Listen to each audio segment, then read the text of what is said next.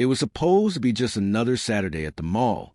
Families shopping for holiday gifts, teenagers laughing in the food court, the sound of children's joy echoing through bright corridors. But when Apollo, a highly trained security dog, suddenly sat down in front of a cheerful children's boutique and refused every command to move, his handler knew something was terribly wrong. What started as a routine patrol would soon expose a nightmare hiding behind innocent storefronts, smiling faces, and the everyday rhythm of suburban life. Apollo had detected something that human eyes couldn't see, something that would shake an entire community to its core and reveal a darkness operating in plain sight for years. Before we begin, make sure to hit like, share, and subscribe, because what this remarkable dog discovers will leave you absolutely speechless. And I'm curious, where are you watching from? Drop your country in the comments. I love seeing how far these stories of courage and loyalty travel. This is the story of how one dog's refusal to obey orders became the key to saving 17 children and dismantling an international criminal network. This is the story of Apollo, the dog who heard what no human could, and the handler who trusted him when it mattered most. Stay with us until the end, because every second of this true story will remind you why dogs aren't just pets. They're guardians, protectors, and sometimes our greatest heroes. Let's begin. At first glance, it was just another busy Saturday afternoon at Riverside Mall, one of the largest shopping centers in suburban Ohio. Families strolled through wide corridors lined with storefront windows displaying the latest fashion trends and holiday decorations. Children's laughter mixed with the sound of fountain water splashing in the central atrium, while the faint scent of cinnamon rolls and fresh coffee drifted from the food court.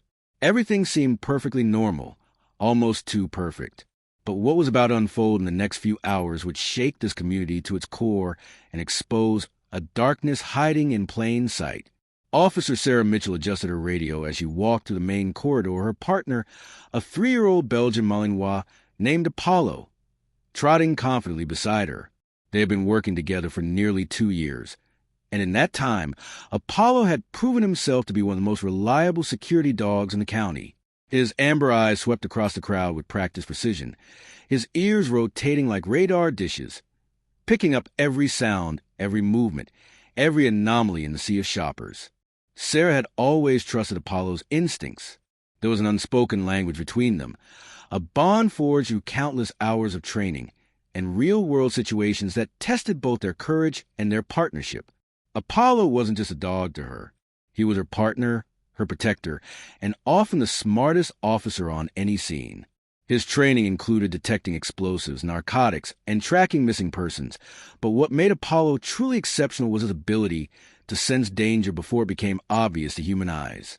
The mall was hosting its annual pre-Thanksgiving sale, which meant the crowds were thicker than usual. Shoppers carried bags emblazoned with store logos. Teenagers gathered near the arcade, and elderly couples sat on benches, watching the world go by. The security team had been briefed that morning about potential shoplifting risks and the need to monitor high-traffic areas, but nothing had prepared them for what Apollo was about to detect. As they passed the electronics store, Apollo's pace slowed slightly. Sarah noticed immediately. His tail, usually held at a confident angle, dropped just a fraction. His nostrils flared, processing scents that humans could never perceive. She had learned to read these subtle changes in his behavior, like a book. Something had caught his attention, but he wasn't alerting yet. Not fully. Whatever it was faint, distant, or perhaps masked by the overwhelming sensory chaos of the crowded mall. "What is it, boy?" Sarah murmured, her hand instinctively moving to rest on his vest. Apollo's ears twitched toward a corridor that branched off to the left, leading to a section of the mall that housed smaller boutique stores and specialty shops.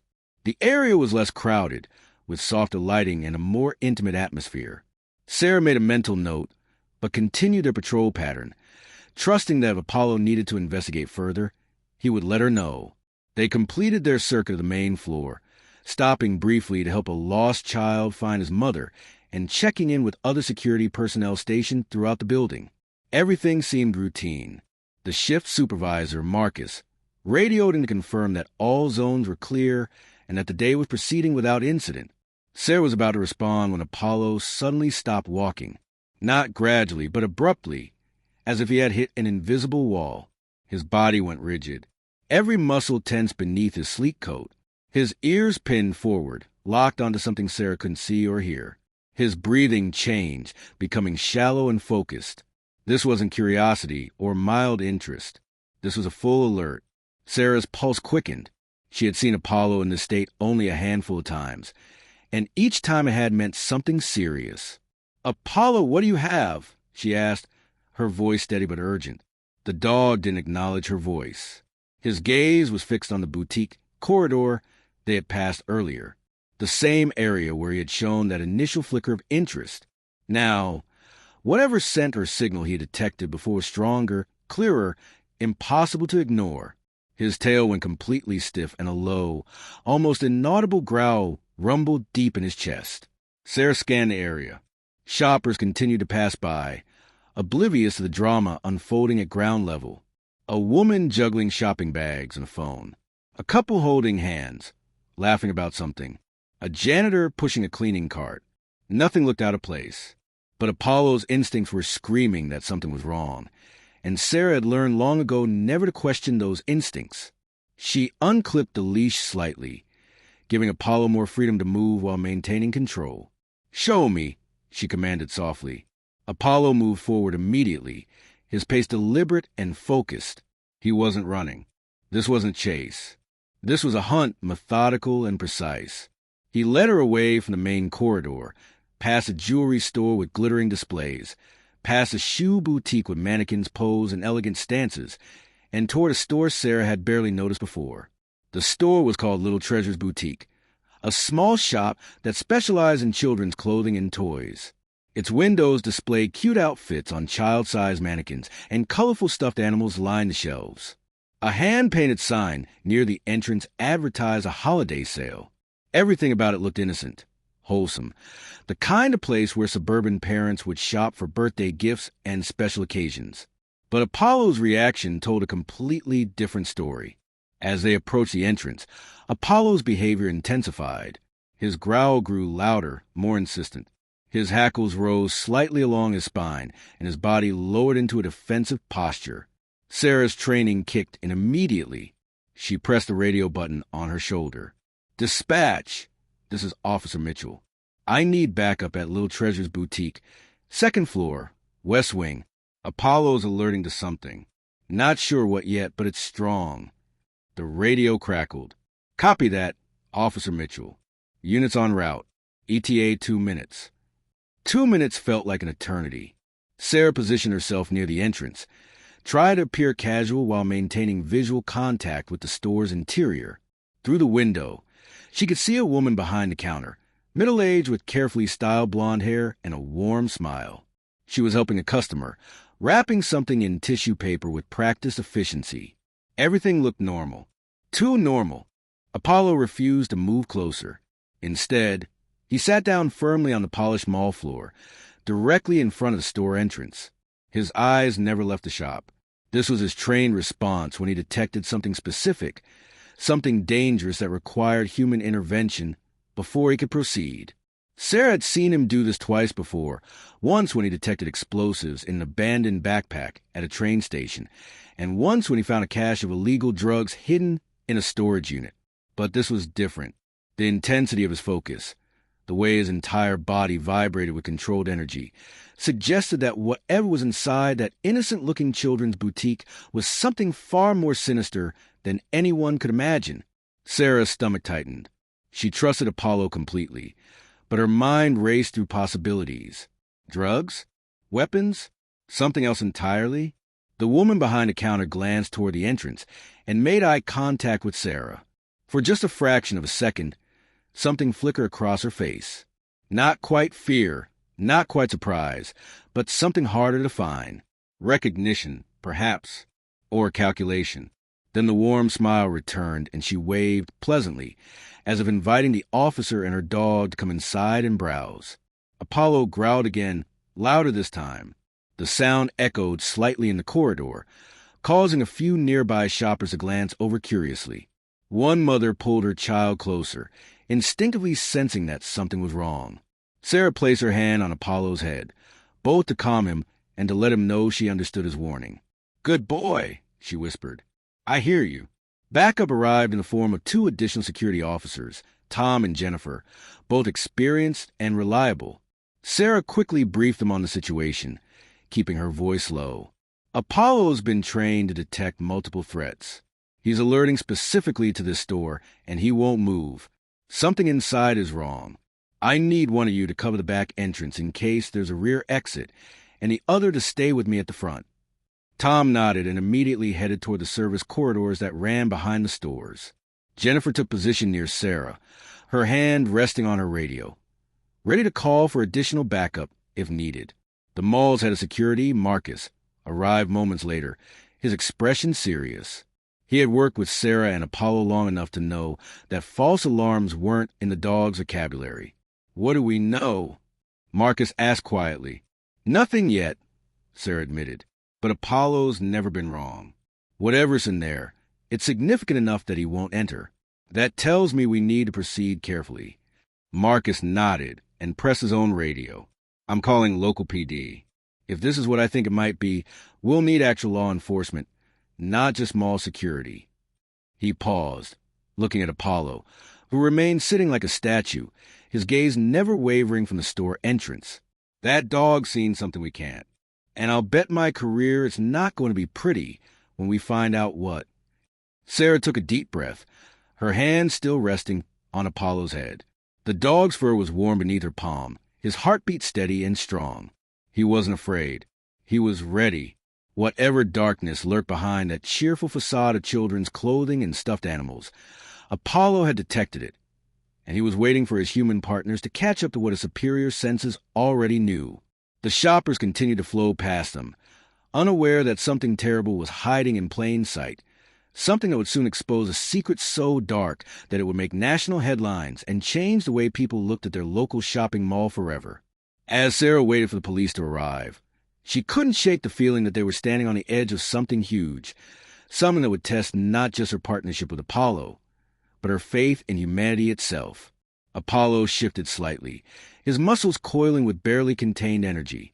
His message was clear. They needed to act, and they needed to act now. Whatever was inside Little Treasure's boutique had been hidden for too long.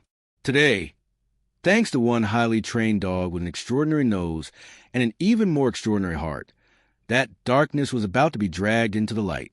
The arrival of local police transformed the atmosphere around Little Treasure's boutique from casual concern to serious investigation. Detective James Morrison was the first plainclothes officer to arrive, followed closely by 2 uniformed patrol officers. Morrison was a veteran detective with over 15 years on the force, specializing in cases that required discretion and experience. His silver-streaked hair and weathered face told stories of countless investigations, but the intensity in his eyes showed he was still sharp, still committed to finding truth in the darkest corners. Sarah briefed him quickly, her voice low and professional. Apollo alerted approximately 10 minutes ago. Strong, sustained alert. He's trained for explosive narcotics and tracking, but this reaction is different from anything I've seen before. He sat down and refused to move closer, which indicates he's detected something that requires human assessment before he proceeds. Morrison crouched down beside Apollo, studying the dog with respect. He had worked with K-9 units before and understood that these animals possess capabilities far beyond human perception. "Hey there, partner," he said softly. Apollo's ears twitched in acknowledgement, but his gaze never left the boutique entrance. The detective nodded slowly, impressed by the dog's unwavering focus. He's locked on. Whatever's in there, he knows it's important. The detective stood and surveyed the store through the large front windows. From the outside, everything appeared perfectly legitimate.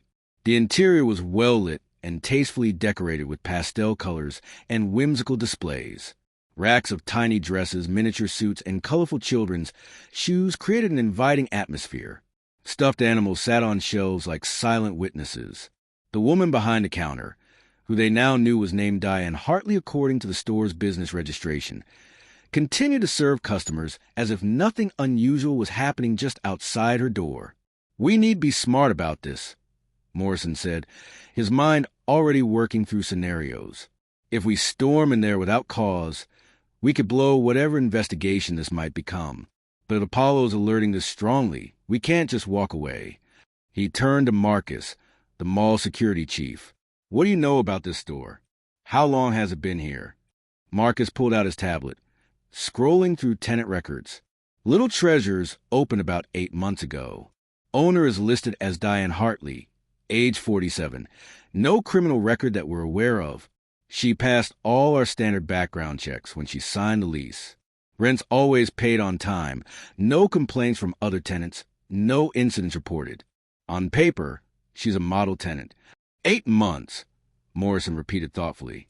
That's enough time to establish legitimacy, build trust with the community. He glanced at Apollo again, who remained perfectly still, his professional demeanor unwavering.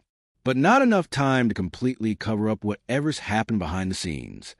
One of the uniformed officers approached. Detective, we've secured the back entrance. There's a service door that leads to the loading area, but it's locked from the inside. If anyone tries to leave that way, we'll know. Morrison nodded. Good. Now we need probable cause to enter. He looked at Sarah. In your professional opinion, as Apollo's handler, what exactly is he alerting to? Sarah chose her words carefully, knowing they would likely end up in an official report. Based on his training and behavior patterns, Apollo is detecting something illegal or dangerous inside that establishment. The intensity and specificity of his alert suggests it's substantial, not trace amounts or residual sense.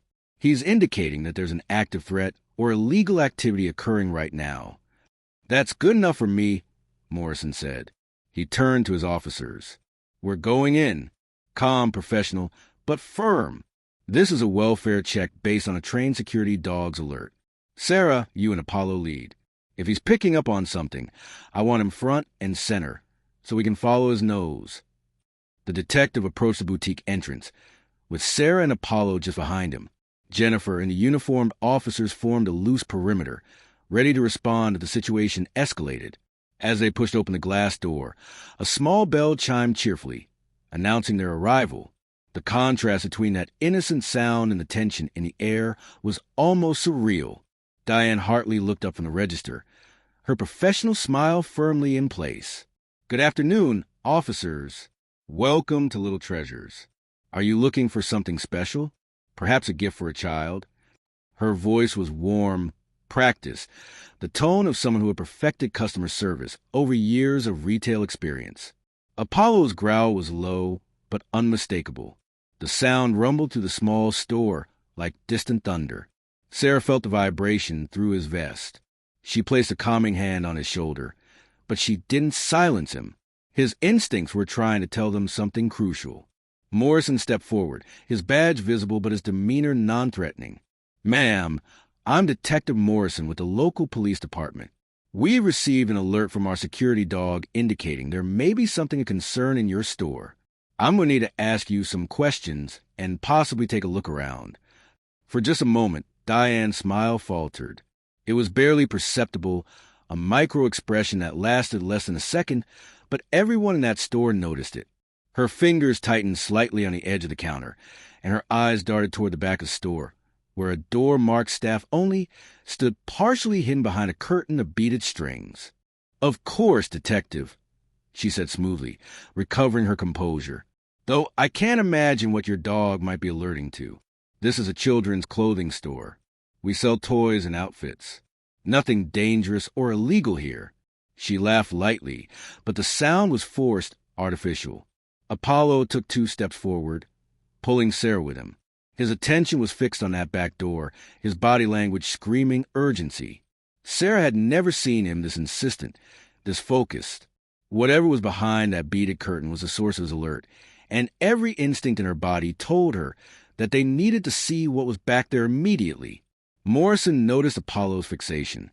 Ma'am, I'm going to need access to your back room and any storage areas. This can be voluntary or I can get a warrant, but given the dog's alert, I strongly suggest we do this cooperatively. Diane's mask slipped further. Her smile disappeared entirely, replaced by a careful neutrality that was somehow more unsettling than outright hostility. I'm not sure I'm comfortable with that, Detective. This is my private business. Don't you need a warrant or something? A trained security dog's alert constitutes probable cause in this jurisdiction, Morrison replied, his voice firm but calm. "Especially when that dog is certified for detecting illegal substances and dangerous materials. Now, we can do this the easy way, or we can do this the hard way. Your choice." The tension in the store was thick enough to cut. The few customers who had been browsing quietly moved toward the exit, sensing that something serious was unfolding. Sarah gently guided them out, maintaining her professional demeanor while keeping one eye on Apollo and one eye on Diane Hartley, who stood behind her counter like a general defending a fortress. Diane's hand moved slowly towards something beneath the counter. Morrison caught the movement instantly. "Ma'am, I need you to keep your hands where I can see them. Right now." His voice had changed, taking on a hard edge of someone prepared to respond to a threat. Apollo barked once, sharp and commanding. The sound echoed through the small store, and Sarah felt his muscles bunch beneath her hand. He was ready to move, ready to act if his handler gave the command.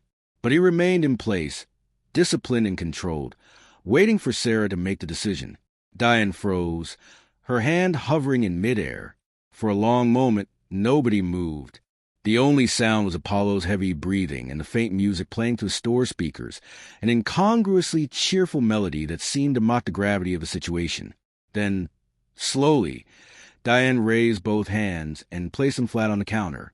"There's nothing back there," she said quietly, but her voice shook slightly. "Just inventory, storage boxes, normal retail stuff." Morrison nodded to one of his officers. "Check it out." The uniformed officer moved toward the beaded curtain, his hand resting on his service weapon. Apollo strained against Sarah's hold, desperate to follow, to show them what he had detected. Sarah held him back, but barely. The dog's training was fighting against his instinct to charge forward and expose whatever darkness he had sensed. The officer pushed to the beaded curtain, and for a moment there was silence.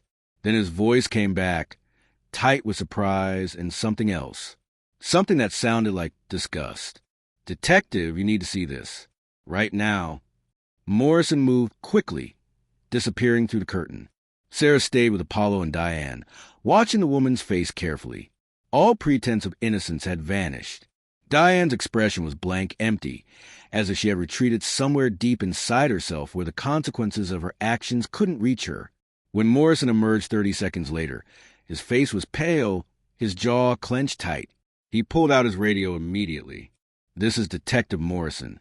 I need backup at Riverside Mall, Little Treasures Boutique, second floor west wing, multiple units, and get Child Protective Services on the line. We've got a situation here." He paused, his eyes hard as steel as he looked at Diane Hartley. "And send a crime scene unit. This just became a major investigation."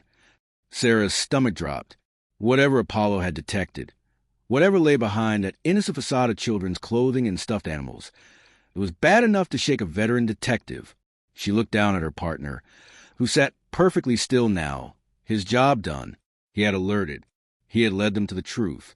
Now it was up to the humans to deal with the darkness he had uncovered. Apollo looked up at her with those intelligent amber eyes, and in that moment, Sarah understood something profound. This dog, this remarkable animal, had just saved lives. She didn't know how many yet, or from what exactly, but she knew with absolute certainty that whatever was in that back room would continue, growing worse, claiming more victims, if not for Apollo's extraordinary nose and unwavering dedication to protecting the innocent.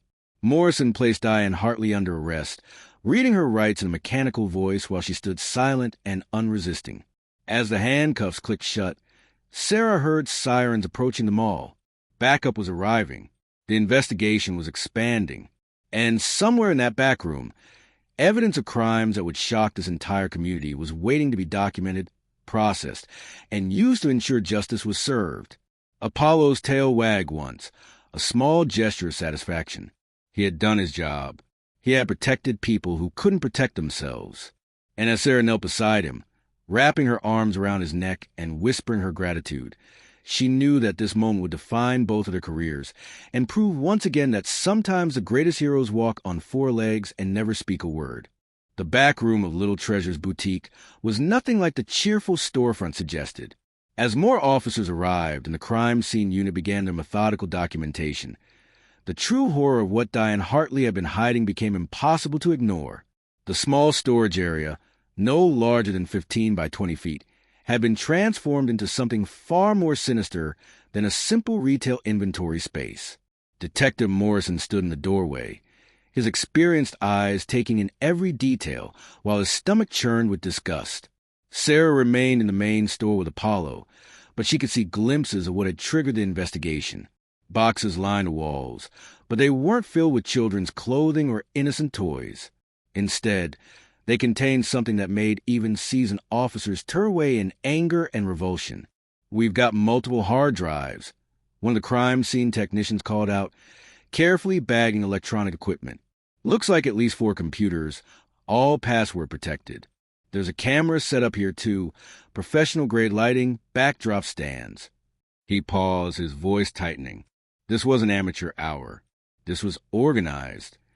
Morrison's jaw clenched harder. In his 15 years as a detective, he had worked cases that tested his faith in humanity, but crimes against children always hit differently.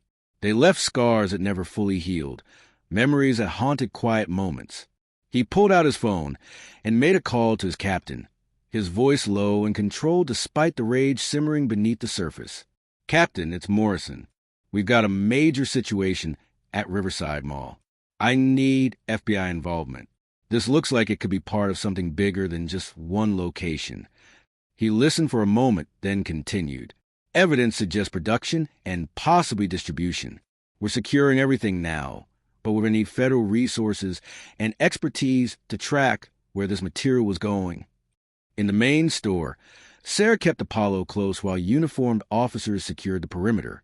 Word had spread to the mall that something serious was happening, and security had begun the process of keeping curious onlookers at a safe distance. Mall management had cordoned off the entire corridor, redirecting shoppers to other areas while maintaining a semblance of normalcy to avoid panic. Apollo remained alert but calmer now. His initial urgent warning had been heeded, and the humans were doing their job. Sarah stroked his head absently, her mind racing through the implications of what they had stumbled upon. She had brought Apollo to the mall for a routine security patrol, expecting nothing more dramatic than maybe stopping a shoplifter or helping lost children find their parents. Instead, they had uncovered something that would likely make national news and result in a complex, multi-agency investigation. Marcus approached her, his face grave. "Sarah, I need you to walk me through exactly what happened, from the moment Apollo first showed interest in this store." He held a tablet, ready to document her statement, while everything was fresh in her memory. Sarah nodded, organizing her thoughts. "We were doing our standard patrol route, 2nd floor west wing. Apollo showed initial interest when we first passed a boutique about 20 minutes before the full alert. His behavior changed subtly, increased attention, slightly slower pace, more focused sniffing. I made a mental note, but we continued our route. And the second time," Marcus prompted, "that's when he went full alert. We had completed our circuit, and were passing through again when Apollo suddenly stopped, completely rigid, full attention lock on the store. His body language indicated a strong detection, something significant enough that he wouldn't move closer without handler command. That's when I called for backup." Marcus typed quickly, recording every detail. "In your professional opinion, what was Apollo detecting? Drugs? Explosives?" Sarah hesitated, choosing her words carefully. "Neither. His alert pattern was different from his standard narcotics or explosives response. Apollo is cross-trained for multiple detection purposes, including human trafficking indicators. His behavior today was consistent with detecting human fear pheromones and stress hormones." She paused, her voice dropping. "I think he was detecting victims, Marcus, or evidence of victims." The security chief's face paled slightly. "You mean he could smell that someone had been hurt in there?" "Dogs can detect emotional states through chemical changes in human scent," Sarah explained. "Fear, stress, pain, they all create distinct pheromone signatures. Apollo's training includes detecting these markers because they often indicate people in distress or danger. Whatever happened in that back room, it left a scent signature strong enough that Apollo picked it up from outside the store." Marcus exhaled slowly, processing this information. That dog just saved lives today. You know that, right? Sarah looked down at Apollo, who gazed back at her with calm, intelligent eyes. He always does. That's what he's here for. Inside the back room, the FBI's cybercrimes unit had arrived with remarkable speed. Agent Rebecca Chun, a specialist in online exploitation cases, worked alongside Detective Morrison to assess the scope of what they had discovered. She examined the computer equipment with practiced efficiency, her expression professionally neutral despite the horrific nature of what these machines likely contained. "We're going to take all of this to our forensic lab," Chin said, photographing each piece of equipment before it was bagged. The encryption alone suggests sophistication. Whoever set this up knew what they were doing. This wasn't some isolated predator working alone. Morrison's phone buzzed with an incoming text. He glanced at it and swore under his breath. "Captain says we got media outside the mall. Someone posted about the police presence on social media, and now we got news vans setting up in the parking lot." Chin nodded grimly. "That's going to complicate things. Once this goes public, anyone connected to Hartley is going to scatter or destroy evidence. We need to move fast." She turned to one of her team members. "Contact the field office. I want warrants ready for every location associated with the suspect. Home address, vehicles, storage units, everything. And get me her phone records for the past year." Back in the main store, Diane Hartley sat in handcuffs, flanked by 2 officers. Her earlier composure had completely crumbled. She stared at the floor, her face ashen, occasionally mumbling something incoherent. Sarah watched her carefully, trying to reconcile this broken woman with the friendly shopkeeper who had smiled at customers just an hour ago. How long had this been going on? How many people had walked past this store, completely unaware of the darkness hiding behind its cheerful facade? A social worker from Child Protective Services arrived, a woman named Patricia Gomez, who specialized in exploitation cases. She spoke briefly with Detective Morrison, her expression growing more serious with each piece of information he shared. When she emerged from the back room, she made a beeline for Sarah and Apollo. "Officer Mitchell, I understand your dog was the one who alerted to the situation?" Patricia's voice was gentle, but carried the weight of someone who had seen too much human cruelty. "Yes, ma'am."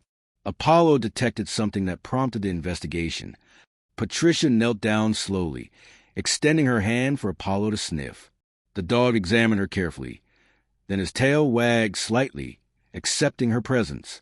"I work with a lot of K-9 units in trafficking cases," she said softly. "These dogs, they have a gift that goes beyond training. They sense suffering in ways we humans miss." She looked up at Sarah.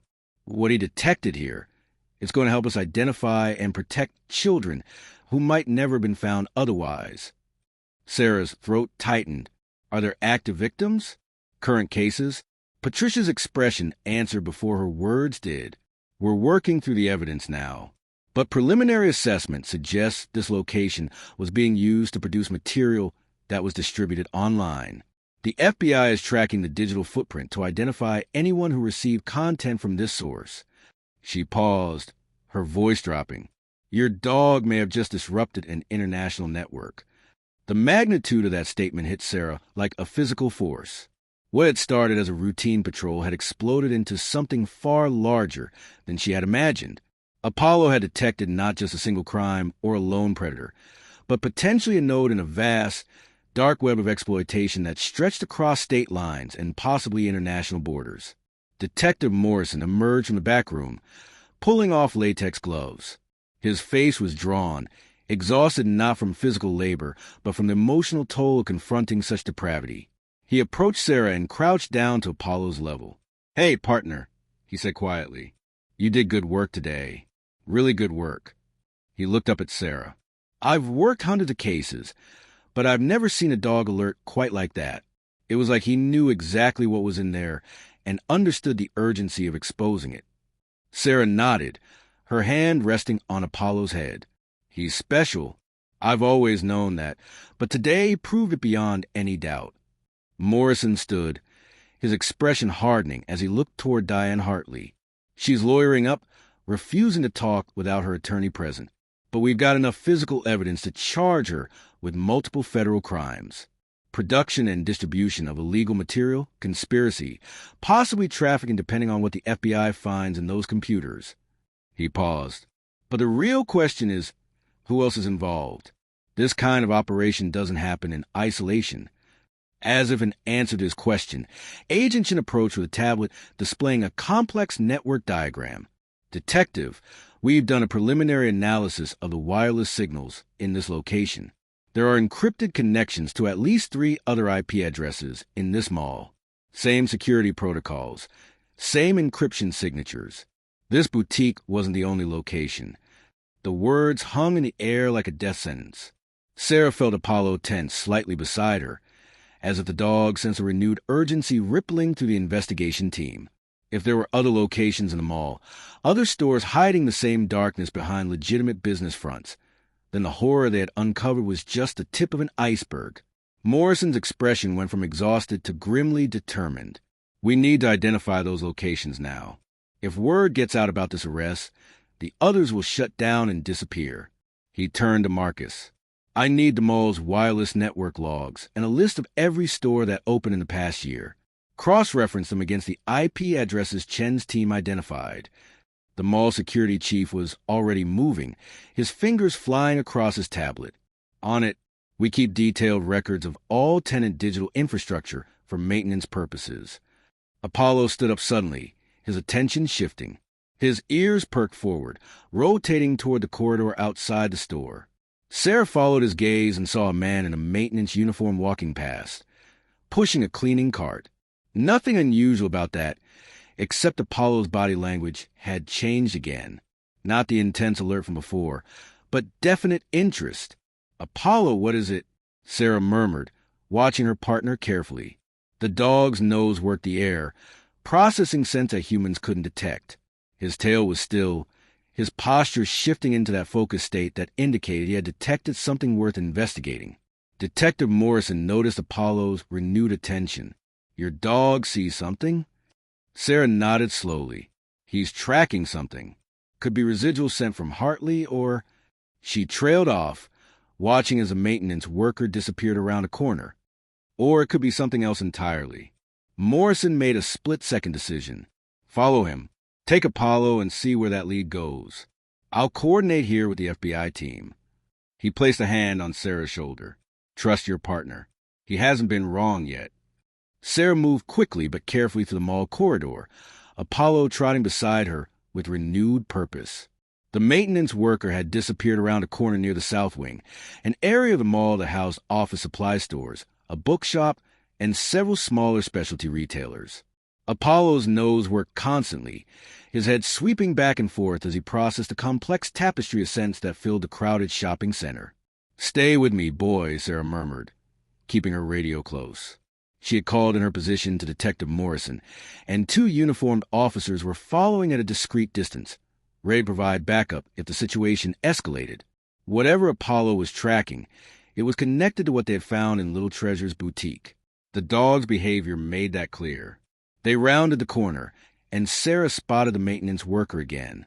He had stopped his cart near a store called Memory Lane Photo Studio, a small photography shop that advertised family portraits, passport photos, and photo restoration services. The storefront displayed sample portraits of smiling families, graduation photos, and newborn babies, all the normal offerings of a suburban photography business. But Apollo's reaction suggested something abnormal was happening inside. The maintenance worker glanced back, and Sarah caught a clear look at his face for the first time. He was younger than she had initially thought, maybe late 20s, with nervous eyes that darted around constantly. When he saw Sarah and Apollo approaching, his body language changed instantly. His shoulders tensed, his pace quickened, and he abandoned his cleaning cart entirely, walking rapidly toward the photography studio's entrance. "Sir, Mall Security," Sarah called out. "I need to speak with you for a moment." The man didn't stop. Instead, he pushed through the studio door and disappeared inside. Apollo barked once, sharp and insistent, pulling against his leash. Sarah's training and instinct aligned in that moment. This wasn't innocent behavior. This was flight response, and it meant the man had something to hide. She pressed her radio. "Detective Morrison, Sarah Mitchell." Apollo and I are at Memory Lane Photo Studio, South Wing. Subject just fled into the store upon seeing us, requesting immediate backup. Morrison's voice came back instantly, tight with urgency. That's one of the IP addresses, Sarah. That studio is connected to the same network as Little Treasures. Do not enter alone. Units are en route, but Apollo had other ideas. The dog lunged forward with surprising force, his training overridden by the intensity of what he was detecting. Sarah made a split-second decision. Her partner was telling her that time was critical, that evidence could be destroyed or victims could be endangered if they waited. She trusted that instinct more than any protocol. "We're going in," she said into her radio, then pushed through the studio door with Apollo leading the way. The interior of Memory Lane Photo Studio was divided into two sections. The front area was a typical reception space with a desk, sample photo albums, and price lists displayed on the walls. A young woman behind the counter looked up in surprise as Sarah and Apollo entered, but the dog's attention was fixed on a door marked Studio B, Private Sessions, at the back of the space. Apollo didn't wait for permission. He pulled Sarah toward that door, his growl rumbling low and continuous. The receptionist stood up quickly. "Excuse me, you can't go back there. There's a private session in progress." Sarah's police training took over. "Ma'am, I need you to step outside immediately. This is an active investigation." Her voice carried authority that brooked no argument. The young woman's eyes widened, and she grabbed her purse and hurried toward the exit just as the backup officers arrived. "Clear the front," Sarah ordered. "Apollo and I are checking the back studio." One of the officers moved to secure the reception area, while the other followed Sarah toward the studio door. Apollo's behavior had intensified to a level she had never seen before. His entire body vibrated with barely controlled energy, his focus laser-sharp on whatever lay behind that door. Sarah tried the handle. Locked. She could hear movement inside, frantic sounds of things being moved, possibly equipment being dismantled or hidden. "Police! Open the door!" she shouted, pounding on the wood. No response, but the sound of activity inside grew more desperate. Apollo barked repeatedly, his voice echoing through the small space. The backup officer looked at Sarah. "We need to breach?" Before she could answer, Detective Morrison burst through the front entrance with Agent Chun and 3 FBI agents. Morrison took in the situation instantly. "That door leads to their production studio. If they're destroying evidence, we need to move now." He turned to one of the FBI agents. "Do it." The agent produced a small battering ram from his tactical kit. 2 powerful strikes, and the door frame splintered, the lock giving way. The door swung open to reveal chaos. The maintenance worker they had followed was frantically unplugging computer equipment, while another man, presumably the studio owner, was shoving hard drives into a backpack. A professional camera setup dominated one corner of the room, positioned in front of a backdrop that made Sarah's stomach turn. It was decorated to look like a child's bedroom. "FBI, hands where we can see them." Agent Chen's voice cut through the room like a blade. Both men froze, their faces reflecting the moment they realized their world was ending. Apollo surged forward, positioning himself between the suspects and a partially open door that led to what appeared to be a storage closet. Morrison moved to secure the 2 men, while other agents began documenting the scene. Sarah kept Apollo close, watching her partner's continued focus on that storage closet. "There's something else," she said to Chen. Apollo still alerting. The FBI agent approached the closet carefully, her hand near her weapon. She pulled the door fully open, and her expression hardened. Inside were boxes, dozens of them, neatly labeled with dates and alphanumeric codes. She pulled one down and opened it carefully. Inside were external hard drives, USB drives, and burned DVDs, each meticulously cataloged. "This is their archive," Chin said, her voice tight with controlled anger. "This is years of material, all organized, all stored." She turned to her team. "We need digital forensics here now. This is evidence of a long-term operation." As the investigation unfolded, the true scope of what Apollo had helped uncover became clear. The maintenance worker, whose real name was David Fletcher, wasn't actually employed by the mall's cleaning service. He was a courier, moving equipment and materials between the various locations in the network. The photography studio owner, Richard Voss, had been operating his legitimate business as cover for something far more sinister for over 3 years. Agent Chen's team worked quickly to trace the network connections. By late afternoon, they had identified 2 more locations within Riverside Mall, a tutoring center that claimed to offer after-school programs, and a party supply store that supposedly specialized in children's birthday events. All of them were connected through encrypted digital networks, all of them sharing material, coordinating activities, protecting each other through carefully constructed layers of legitimacy. The FBI coordinated simultaneous raids on all locations. Search warrants were executed not just at the mall, but at the homes and vehicles of everyone connected to the operation. Bank records were seized, phone logs subpoenaed, and a massive digital forensics operation launched to trace where the material produced at these locations had been distributed. By evening, as the sun set over Riverside Mall, the scope of the operation had expanded beyond anyone's initial estimates. What Apollo had detected that afternoon turned out to be a node in an international network that spanned multiple states and several countries. The FBI's Crimes Against Children unit estimated that material from this single mall location had been distributed to hundreds of consumers worldwide, each purchase funding further exploitation and abuse. Sarah sat on a bench outside the mall's main entrance, exhausted but unable to leave. Apollo lay beside her, his head resting on her lap. The dog was tired, too. His extraordinary senses had been working overtime for hours. But his tail wagged slowly when children walked past with their parents, heading home after what they thought had been an ordinary day of shopping. Detective Morrison approached, 2 cups of coffee in hand. He offered one to Sarah. "Thought you could use this." "Thanks," she said, accepting it gratefully. "How many?" Morrison knew what she was asking. 12 arrests so far, including Diane Hartley. More expected as the FBI traces a network. Asset seizures, bank accounts frozen, property searched. He paused. And they've identified 17 children who were directly victimized by this operation. 17 kids who are going to get the help they need now because of what Apollo detected today. Sarah's eyes filled with tears. She looked down at her partner, this remarkable dog who had somehow sensed suffering that human eyes couldn't see, who had refused to ignore what his instincts told him was wrong. "He's just doing his job," she said softly. "No," Morrison corrected gently. "He did something extraordinary. Most K9s are trained to detect specific substances or scents. Apollo detected human suffering. He sensed that something was wrong in a way that transcended his training. That's not just a good dog, Officer Mitchell.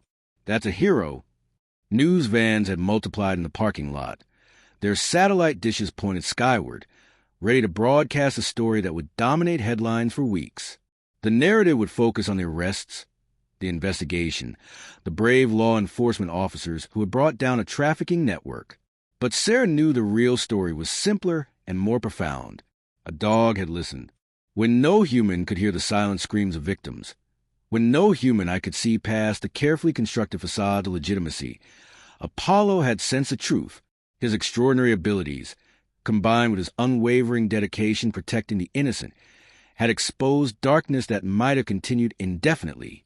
As night fell over the mall, Sarah stood up slowly, her hand on Apollo's vest. "Come on, partner. Let's go home." The dog rose, stretching his legs, his tail wagging with satisfaction. He had done what he was born to do. He had protected those who couldn't protect themselves. And as they walked toward Sarah's vehicle, Apollo's head held high and proud. Every person they passed stopped to watch. Some recognized him from the news crews filming earlier. Others just sensed that this was a special animal, a guardian in fur, who had done something remarkable. Before they reached the parking lot, a woman approached hesitantly. She was holding the hand of a young girl, maybe 7 years old. "Excuse me," the woman said softly. "Are you the officer with the dog who found those people?" Sarah nodded. "Yes, ma'am. This is Apollo." The woman's eyes filled with tears. "My daughter was approached by someone at this mall last month. A woman who said she could get her into modeling. We thought it was legitimate. We almost signed papers." She swallowed hard. But something felt wrong, so we didn't. After seeing the news today, after hearing what was really going on, I realized we were almost... She couldn't finish the sentence. Sarah placed a gentle hand on the woman's shoulder. You trusted your instincts. That's what saved your daughter. The little girl knelt down beside Apollo, looking into his intelligent eyes. Thank you, she whispered, wrapping her small arms around his neck. Apollo remained perfectly still, accepting the embrace with the dignity and grace that defined him. His tail wagged slowly, and he gently licked the child's cheek. As Sarah and Apollo finally drove away from Riverside Mall that night, leaving behind the flashing lights and the media circus and the ongoing investigation, she understood something profound. Heroes come in many forms. Sometimes they wear badges and carry guns. Sometimes they analyze evidence and build cases. And sometimes they walk on four legs, guided by instincts that transcend training, driven by a loyalty and dedication that humans can only aspire to match. Apollo had sat down and refused orders that afternoon because he sensed something his handler couldn't. He had been right. And because of his courage, his training, and his extraordinary heart, 17 children were safe tonight. 17 families would begin the long process of healing. And a network of predators who had hidden behind suburban normalcy had been dragged into the light of justice. Sarah reached over and scratched behind Apollo's ears as they drove through the quiet streets toward home. Good boy, she whispered. The very best boy. Apollo's tail thumped against the seat, and in his amber eyes, Sarah saw the reflection of everything that was good and pure in the world. Tomorrow they would return to their regular duties, continuing to protect and serve. But tonight, they could rest knowing that one dog's refusal to ignore what he sensed had changed the world for 17 children who would now have the chance to heal, to grow, to reclaim the innocence that had been stolen from them. And that, Sarah thought as she pulled into her driveway, was what true heroism looked like.